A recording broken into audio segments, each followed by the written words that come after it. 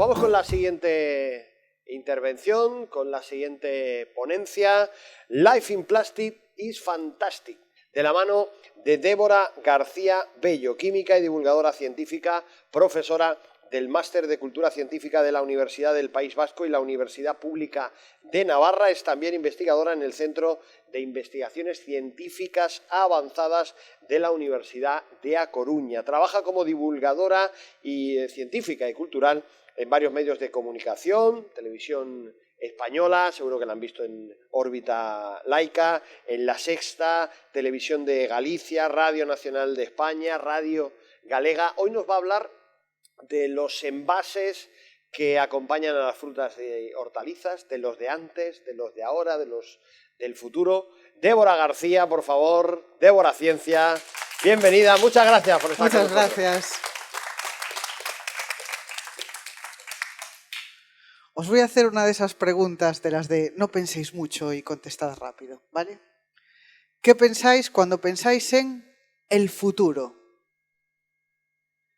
Leo en vuestras mentes dos cosas. Hay algunos que estáis pensando en cambio climático, el calentamiento global, en la próxima pandemia, que será de alguna bacteria multiresistente, probablemente. Entonces, bueno, seréis los apocalípticos, ¿no? Los pesimistas. Pero hay otros que estáis pensando, tendremos una vacuna para el Alzheimer, otra para el VIH, seguramente tendremos energías más limpias, tendremos eso de que hablamos ahora de economía circular y todo irá muchísimo mejor. Somos los optimistas. Pero es que hasta para ser optimistas somos poco ambiciosos. Porque claro, yo si le hago esta pregunta a mis padres cuando tenía 20 años, ¿qué piensas del futuro? Me dirían, coches voladores, el teletransporte, acabaremos viviendo en Marte, curaremos todas las enfermedades, viviremos eternamente en una máquina. Hasta somos poco ambiciosos para esto. Hay una cosa que está sucediendo ahora con el tema de la pandemia, que yo lo veo todavía más, estas expresiones del tipo, el virus somos nosotros. Lo habéis escuchado, ¿no? O esto de que nos merecemos la extinción. También escuchéis esto. Vale, hay que reflexionar sobre este tipo de cosas, porque en realidad hay como un poco de autoodio. Como si todo lo que nos perteneciese como humanos estuviese mal y nos merecemos algún tipo de castigo por ello, ¿no? Y pasa con prácticamente todo lo que es contemporáneo, por el hecho de ser contemporáneo, cómo hacemos las cosas ahora y valorando con cierto romanticismo las cosas que hacíamos en el pasado, como si en el pasado las cosas se hicieran mejor. Y ahora todo lo contemporáneo pasa en absolutamente todo, ¿no? Como si pasa hasta en el arte contemporáneo, como si no molase tanto como el anterior. Pasa con todas las cosas. Y pasa hasta con los materiales. Porque por primera vez en la historia el material de nuestro tiempo está totalmente demonizado. El material de nuestro tiempo es este, que es el plástico. Y lo estamos demonizando, como demonizamos todo lo que es contemporáneo a nosotros. Y claro, sobre esto tenemos un problema, porque en realidad está ganando la batalla a las emociones, a la razón, a los hechos, a los argumentos. ¿Cómo puedes debatir con alguien que te dice el plástico es malo? Y punto. Como, a ver, el plástico es malo en todo, para todas las cosas. Vamos a ver, claro, no existen ese tipo de dicotomías tan claras en la ciencia. Las cosas no son buenas o malas. Hay un montón de matices, depende de para qué utilices ese material, cómo lo emplees. Por cierto, el plástico no es un material, es una familia extensísima de materiales. Los químicos los llamamos polímeros, de hecho, ni siquiera los llamamos plásticos. Y claro, es muy difícil enfrentarse a todo esto porque hay mucha desinformación. Hay un goteo constante de desinformación sobre los plásticos. Porque desinformar también es dejar de informar. Porque solo se habla de los plásticos cuando hay algo negativo que contar sobre ellos. Y no se habla tanto en positivo. Y además tenemos otro problema añadido, que es el gran problema de la incultura científica. Me gusta dar siempre esta cifra. Más de la mitad de la población no entiende una noticia de ciencia. Entonces, ¿cómo vamos a, entre la desinformación y este nivel de incultura científica, cómo vamos a hablar de estos materiales en los que hay tantas emociones en juego, ¿no?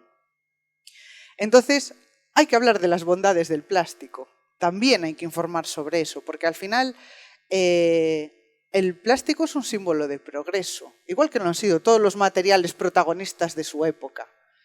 Gracias a los plásticos, desde el punto de vista sanitario, pues ha habido una progresión enorme. O sea, gracias a los plásticos tenemos prótesis, muchos productos sanitarios, jeringuillas, las mascarillas que lleváis, si están homologadas, están hechas de plástico, porque esas son fibras poliméricas que están prensadas y que gracias a que son de plástico somos capaces de controlar el tamaño del poro para que no pasen ni siquiera esos aerosoles en los que circulan virus y bacterias.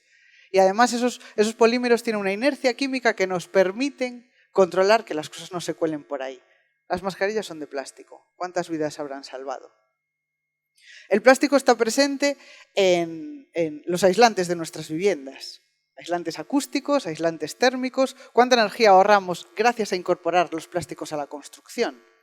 A la automoción exactamente igual. Los sistemas de seguridad son de plástico.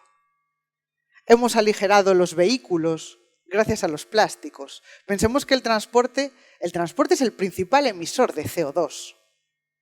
En cuanto aligeras un transporte, que solo hacemos gracias a los plásticos, estás dejando de emitir muchísimo CO2 a la atmósfera, principal responsable del cambio climático. Los sistemas antiincendios, plástico. O sea, hay un montón de cosas que las estamos resolviendo con el plástico. Con los alimentos, exactamente igual. ¿Cómo hacemos que un alimento dure más tiempo y se conserve mejor? Con envases de plástico, porque con el plástico podemos meter una atmósfera protectora, porque no tiene poros, no se escapa, y dentro conservar el alimento. Reducimos el desperdicio alimentario, que es uno de los grandes problemas que tenemos en la actualidad, y eso lo hacemos gracias a los plásticos. Hacemos que los alimentos, todo lo que consumimos, sea mucho más seguro, porque son materiales que son inertes. No hay sustancias que migran al alimento que puedan ser perjudiciales, son materiales que pueden estar en contacto con los alimentos. Y tenemos plástico hoy sobre nuestra cabeza. Estos invernaderos alimentan al mundo entero. Y gracias a que tengan plástico, podemos controlar la radiación fotosintética que llega a nuestras plantas. Podemos controlar que se quede la radiación infrarroja aquí dentro y que podamos producir, reduciendo la huella hídrica, gastando muchísima menos agua. Un invernadero es la forma más sostenible de producir alimentos. Y esto hay que contarlo también. Todos los beneficios del plástico hay que contarlos. Porque si no, al final nos encontramos en un debate entre la razón, ¿no? Que al final la razón es la ciencia, los hechos, los argumentos. Y por otro lado, el debate, si no lo puedes ganar por ahí, ¿cómo se gana? Mediante las emociones. Porque claro, las emociones tienen la cualidad de ser irrebatibles. Y nos están ganando la batalla por ahí. Y entonces tenemos que contar las cosas con hechos, porque al final el rechazo hacia el plástico es un rechazo emocional, no es un rechazo científico, es un rechazo emocional. Y esto compite con cómo romantizamos otros materiales como el vidrio, el cartón, la madera. No, hay una perspectiva mucho más romántica de estos materiales. Esto tiene que cambiar y para eso tenemos que comunicar cómo son todos estos materiales. El problema de todo esto es que aunque los científicos sepamos esto, luego salen normativas, regulaciones que van en contra del consenso científico, pero que se asimilan muy bien por la población, porque, bueno, al final van acorde a los prejuicios, van acorde a las emociones que nos suscitan estos materiales y a veces hasta se celebran. Por ejemplo, cuando salió la normativa de la reducción de plásticos de un solo uso, fue algo muy celebrado. Pero yo os digo una cosa, pajita de cartón. Es que eso fue lo que pasó. Eliminas el plástico de un solo uso y ya tienes otro material de un solo uso que está haciendo la misma función. Es que el problema no es el material, el problema es que utilicemos un material solo una vez, sea cual sea, porque todos tienen una huella ecológica muy importante. Bueno, el cartón tiene una huella ecológica mucho mayor que el plástico, en promedio de 3 veces superior. Y esto es algo que se mide y que los científicos y los que nos dedicamos a ciencia de materiales medimos. Hacemos una cosa que se llama análisis de ciclo de vida, que es evaluar el impacto ecológico de un material a lo largo de todas las etapas de su vida. No solo qué pasa con el material al final, porque eso es lo que se imagina la gente, ¿no? A ver, si yo me dejo la pajita abandonada en el monte, ¿a quién le importa? Porque se biodegrada. Y una de plástico es que tarda muchos años en desaparecer. No nos podemos quedar solo con eso. Hay que analizarlo absolutamente todo. Desde de dónde se extrae esa materia prima, qué impacto ecológico tiene, cómo se transforma en el producto, cuántas veces se puede utilizar, es reciclable, la reciclamos. Todo eso nos da ese análisis de ciclo de vida de un material. Para hacer cartón tenemos que talar árboles. O sea, pensad en el proceso de fabricado. De hecho, el análisis de ciclo de vida de un cartón en promedio es 3 veces superior al de un plástico. O sea, que tenemos que quedarnos con eso. Y entonces, por ejemplo, una pajita. Es un horror que ahora tengamos pajitas de cartón. Son un horror usarlas, los que las hayáis usado alguna vez, porque se ponen blandas, son asquerosas. Aparte de ser una cosa asquerosa, ni siquiera son reciclables, porque cualquier cartón, si está en contacto con un alimento y se impregna en el alimento, de repente ya no se puede reciclar. O sea que a lo mejor el problema es ¿por qué necesitamos una pajita? A no ser que tengas algún problema de salud, alguna disfagia o algo así, el resto, ¿para qué necesitamos una pajita? Pues esto está ocurriendo con absolutamente todo. Pasa, por ejemplo, con los cubiertos. Ahora ya no encuentras cubiertos de plástico, ¿no? Ahora son todos de cartón o madera, este tipo de cosas. Entonces te encuentras las ensaladas estas del supermercado que vienen hermosamente preparadas y ahora alardean de contenedor. Viene con el tenedor de madera. Viene con el tenedor compostable de no sé qué. O el que más me explota la cabeza, viene con tenedor de bambú. ¿En qué momento es sostenible un tenedor de bambú que vas a usar y tirar ese mismo día?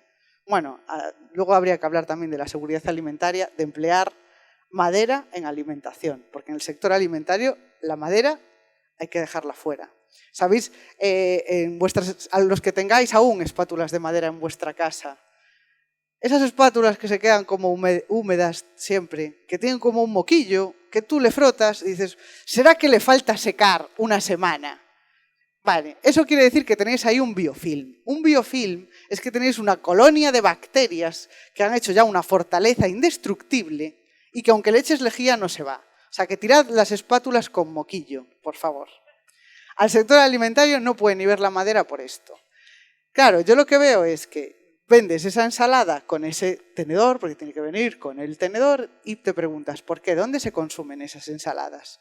En la oficina, en tu casa, donde seguramente tengas un tenedor de metal con el que da gusto comer de verdad y no con uno de madera. Entonces, ¿por qué la tiene que llevar? O sea, el problema no es el material, el problema es que no lo necesitas.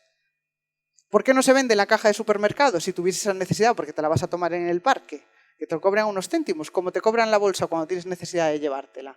Por ejemplo, o sea, el problema no es el material, el problema es el de un solo uso.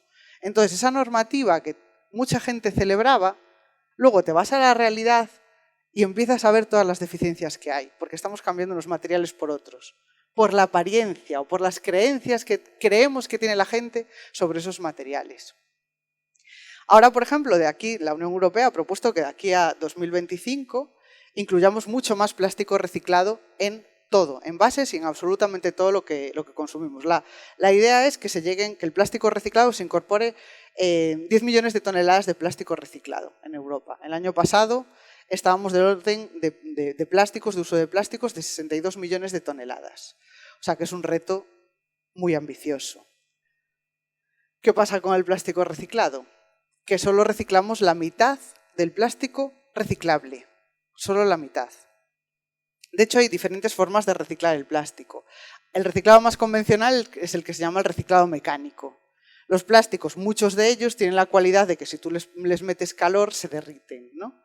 Entonces los puedes fundir, le das una nueva forma, nueva vida para el plástico. El reciclado mecánico consiste en eso, en separar los plásticos que se funden con el calor, que se llaman termoplásticos, los separas por tipos porque tienen una temperatura de fusión, les das una nueva forma y ya los estás reciclando de esa manera. Esa es la forma que tenemos de reciclar, por ejemplo, el polietileno, el de las bolsas del supermercado, por ejemplo, el polipropileno, el típico de las bolsas de las botellas de detergente, o el PET. El PET es el de las botellas de agua.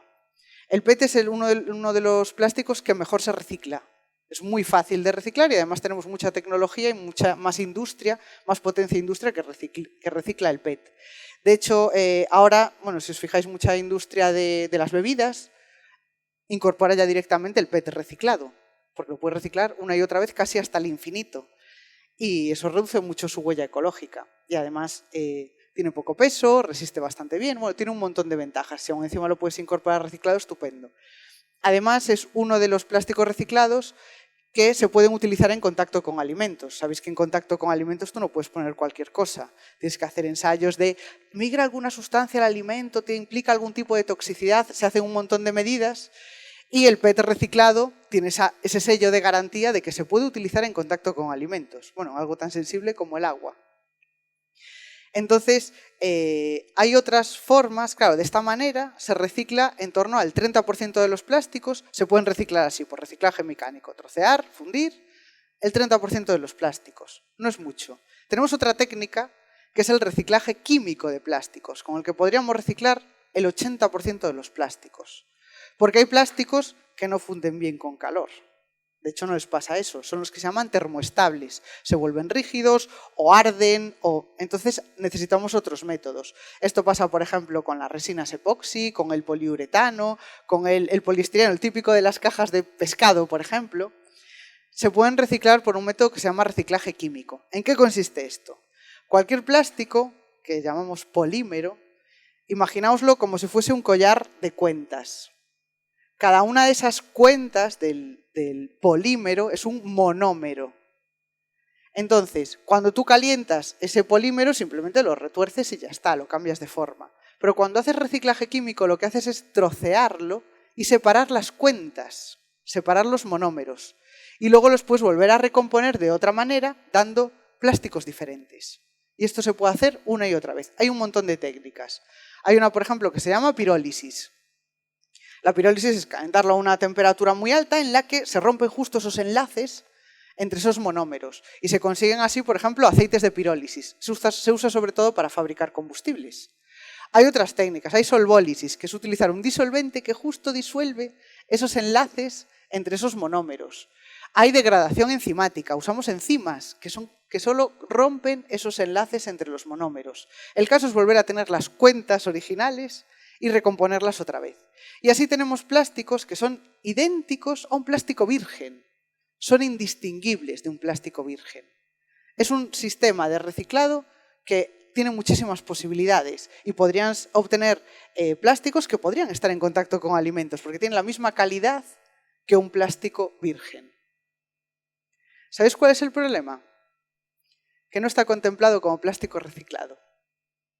Si el reciclaje es reciclaje químico, no se contempla como plástico reciclado, con lo cual no computa.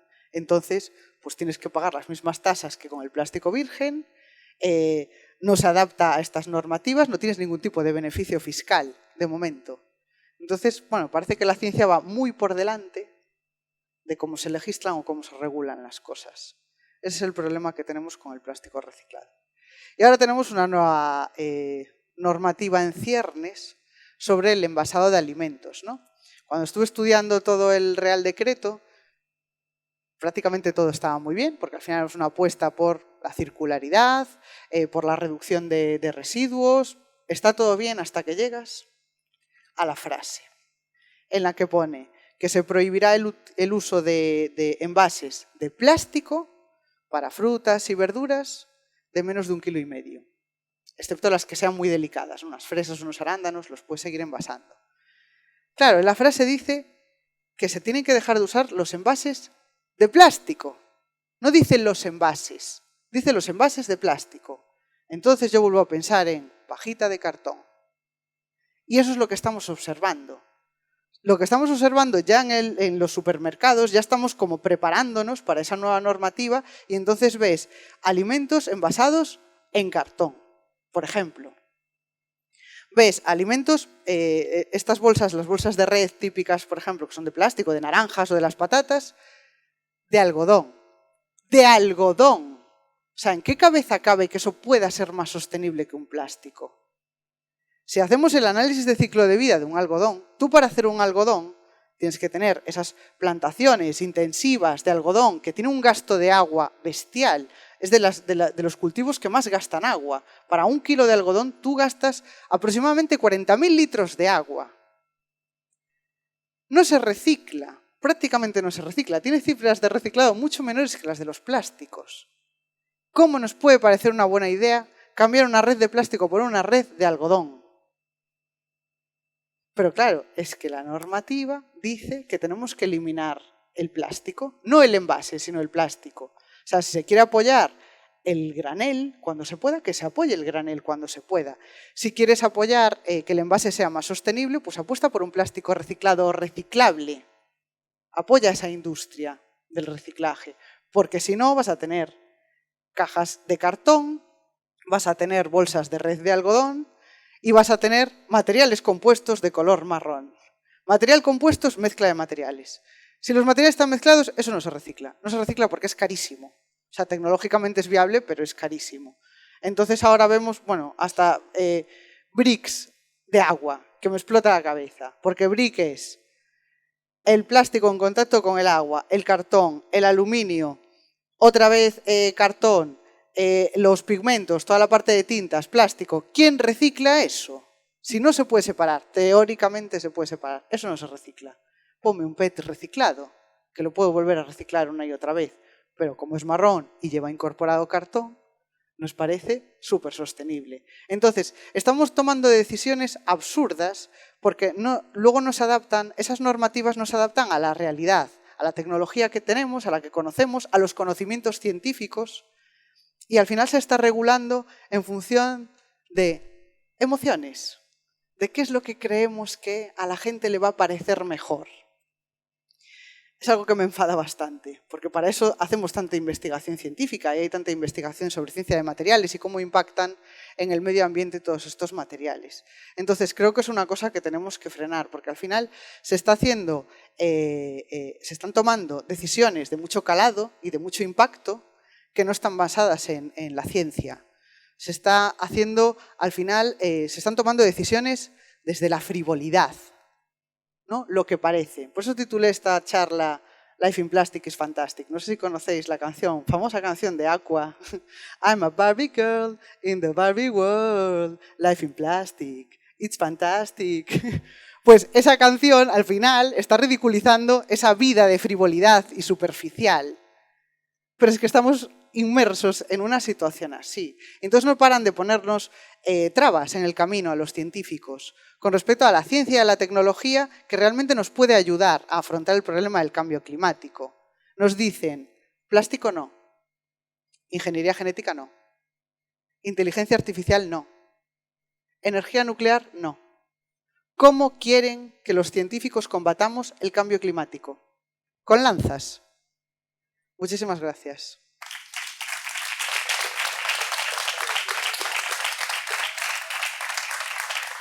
Débora, muchísimas gracias. Siempre es un placer escucharte, hoy de manera especial en este invernadero solar. Y es el turno de las preguntas del público. Enrique de los Ríos, tenemos por ahí el micrófono. Espérate, Enrique, un momento que te llegue el micrófono para que te escuchen también los que nos siguen en directo por la emisión en streaming. Cuando quieras.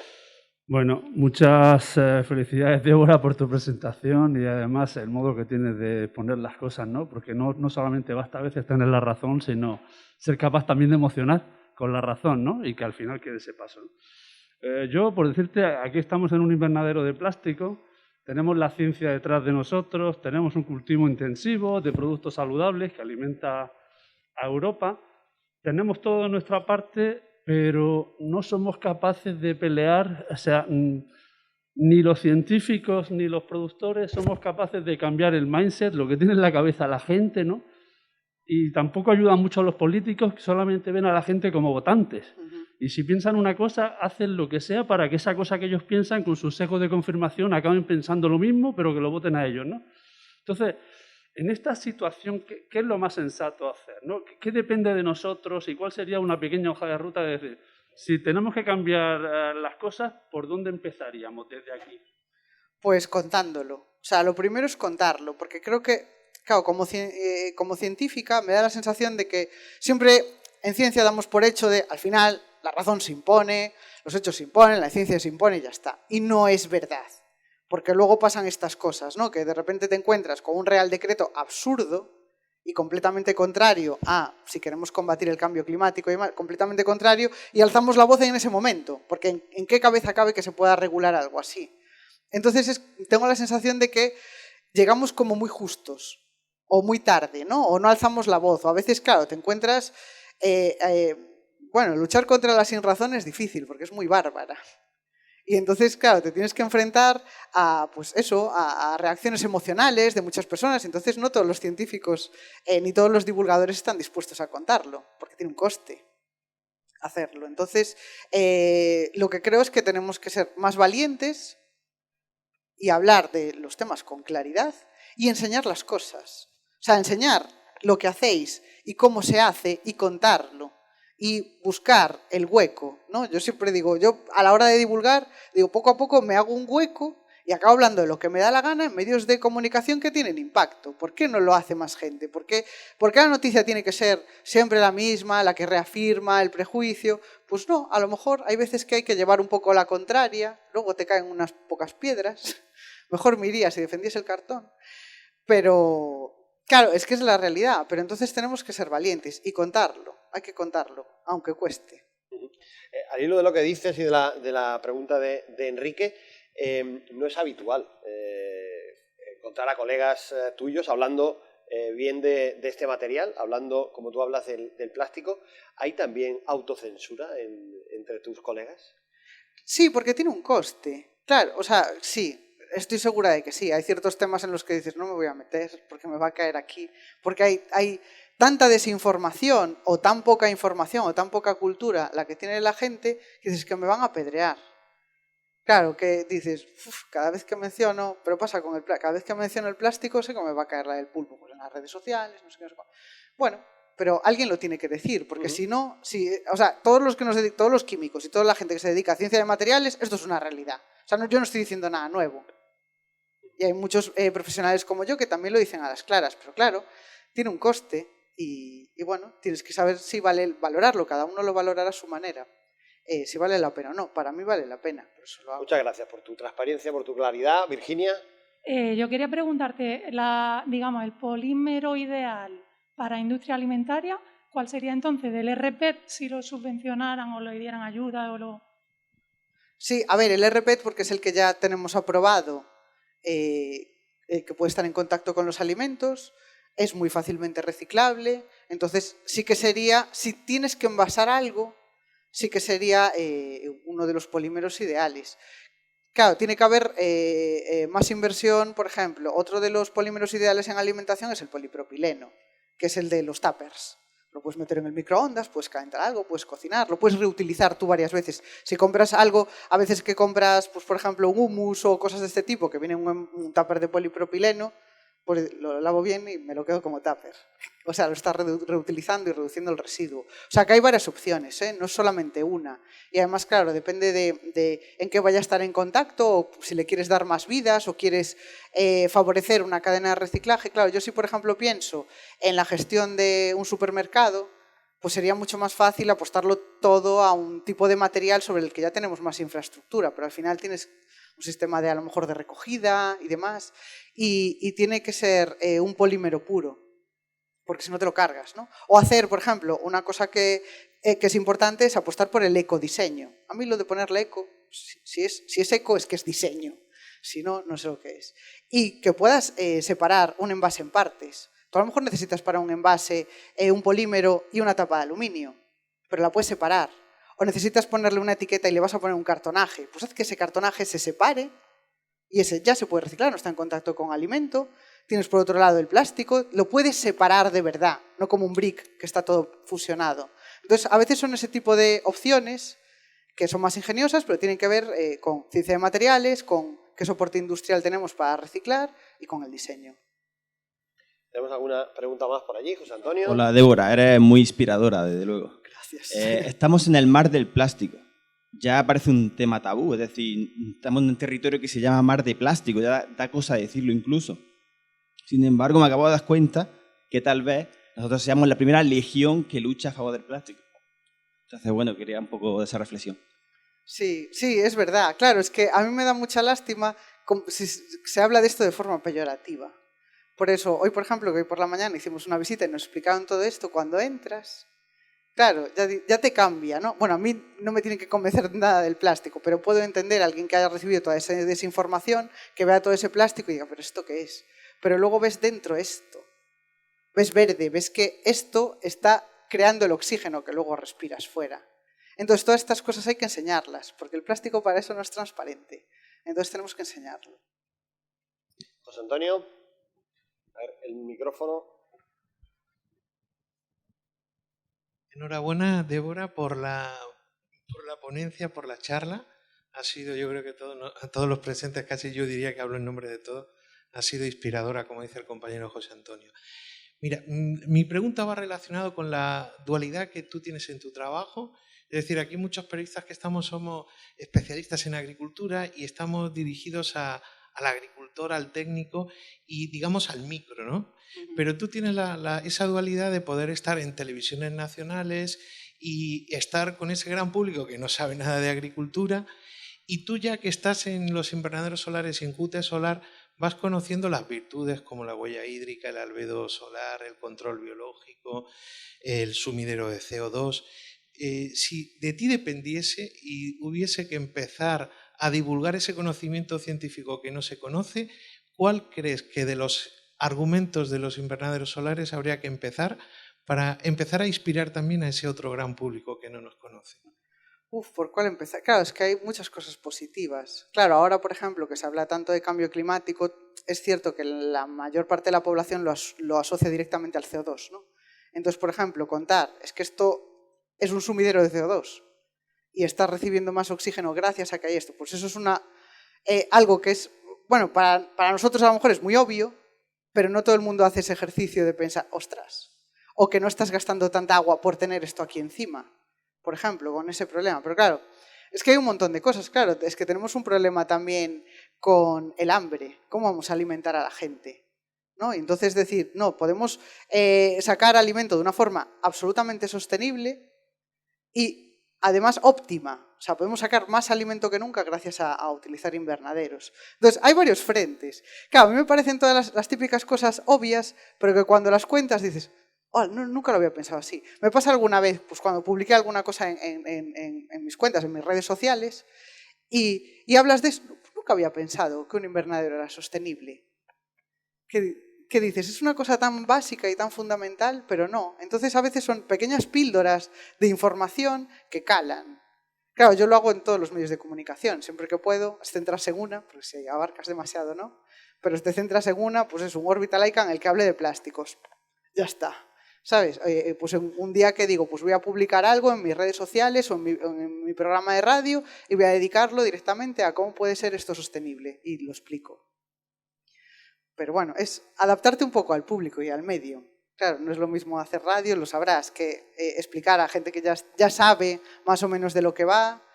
No es lo mismo que hacer tele, llegas a público diferente. Bueno, Sí, pero se llega. A ver, yo es que en eso me considero una afortunada, porque me dan voz en muchos sitios. Además, en programas, pues eso, Órbita Laica es un programa de ciencia, pero estar en magazines, por ejemplo, yo estoy en un magazine de tarde, un magazine de mañana, donde se hablan de cosas, de variedades, y un día te aparezco y te empiezo a divulgar sobre el plástico o sobre lo que sea. Y entonces, claro, es un conocimiento inesperado, que estás consumiendo otro tipo de cosas y te llega. También el lenguaje es distinto y... El caso de Débora es un caso especial, tiene el conocimiento y la capacidad de comunicarlo como solo ella lo hace. Una pregunta más, la de Lola Gómez, y vamos a ir echando prácticamente el cierre al Sí, Débora, a mí me gustaría saber tu opinión. A ver, yo creo que hay varios caminos que podemos tomar para intentar que la sociedad nos entienda y entienda la sostenibilidad del plástico. En 2016 tuve una experiencia en Pontecchio Marconi, en la zona de Bolonia, en Italia, con la gente. Son 300 personas las que trabajan en el laboratorio central de BASF Aditivos Plásticos. Di 2 charlas, una por la mañana y otra por la tarde, y la razón fue porque esa gente, esas 300 personas que trabajan, entre otras cosas, haciendo los aditivos plásticos, que gracias a ellos tenemos pues, la termicidad y la fotoselectividad y una serie de características de nuestros plásticos, no conocen al usuario final, al final de la cadena, no saben para quién trabajan, no tienen ni idea. Entonces, yo la verdad es que disfruté muchísimo. Bueno, no me llevé solo un trocito de plástico, me llevé contenedores, material de riego por goteo, absolutamente de todo. Y mi sorpresa fue el desconocimiento total. alguien de arriba de la empresa, que tuve la infinita suerte de que hizo la visita, lo consideró necesario y estuve con ellos, luego estuve en Ludwigshafen, en su central, en fin. Es decir, a raíz de eso, tú has dicho, el problema a la hora bueno, no has dicho la fake news, pero lo digo yo, la desinformación, no sé qué, es que topamos con las emociones. Bueno, hacemos como los buenos empresarios que de un problema hacen una oportunidad. Vamos a aprovechar las emociones de la gente y vamos a saber comunicar la ciencia que hay para que esto sea sostenible, pero no comunicarla, evidentemente hay que ver el ámbito y en el foro en el que nos movemos, pero no comunicarla de una forma tediosa, no, de una forma emocional, evangelizar, que la gente cuando nos oiga se convenza. Y yo creo que ahí está nuestro gran reto del sector del mar de plástico de Almería, saber comunicar. Entonces, ¿tú crees que sería una forma, un camino a seguir, el intentar llegar a esa gente que está trabajando? Son miles o millones de personas las que trabajan en el tema de plásticos en el mundo entero. Y nosotros somos unos de los usuarios de esos plásticos quizá más importantes, porque gracias a él conseguimos la eficiencia en todos los sentidos de estas hortalizas. ¿Crees que sería un camino? No sé, ¿se te ocurre alguno otro? A ver, a mí lo que me parece complicado es saber tanto o con tanta profundidad de muchas cosas. O sea, quiero decir, si tienes a una persona que se dedica a ciencia de materiales en una empresa y hace investigación y dice, tengo la necesidad de, pues eso, de que este polímero pues justo pase esta radiación y estos aditivos, un químico especialista en plásticos que trabaja en ciencia de materiales te lo hace. ¿Conoce absolutamente todo lo que viene detrás? Pues a lo mejor aún no. O no con la profundidad, pero también a la inversa. Quiero decir, los que hacéis esto tampoco sabéis cómo se sintetiza un polímero y lo difícil que es ponerle un aditivo que justo sea fotoselectivo. Entonces, al final es juntar esfuerzos, o sea, combinar formas de conocimiento, porque es muy difícil encontrar una persona que lo sepa absolutamente todo sobre algo. Yo sobre esto tengo mucho que aprender. Yo te puedo hablar del material porque soy química, pero no soy agricultora. Y para eso me tengo que apoyar en gente que sabe más que yo. Y juntar esfuerzos. O sea, no es una cosa de un individuo que lo haga bien, es juntar esfuerzos entre varias personas. O sea, yo creo que ahí todo el mundo está haciendo un buen trabajo y siempre que haya interacción entre ellos, mejor. O sea, es solamente esa parte. Y luego lo que decías de utilizar esto, de que las emociones funcionan a nuestro favor, yo intento hacerlo. Utilizar, claro, pero de una forma que yo sí que, bueno, considero que lo hago, considero que lo hago, o lo hago desde el rigor, o sea, con los datos, con los hechos, con la evidencia científica de la mano, es que también se puede recurrir a la emoción y hacer las cosas bien. Es que no quiero decir que con la emoción sea siempre engañar, no. Lo que pasa es que si solo quieres engañar, tienes que recurrir a la emoción, no te queda otra. Pero si vas a contar la verdad, puedes hacerlo todo bien. Pues contar la verdad y conseguir emocionar con la verdad. Pues muchas gracias, Débora, por acompañarnos una vez más. Gracias por estar hoy aquí en Inversolar. Muchas gracias. Puedes volver a tu sitio.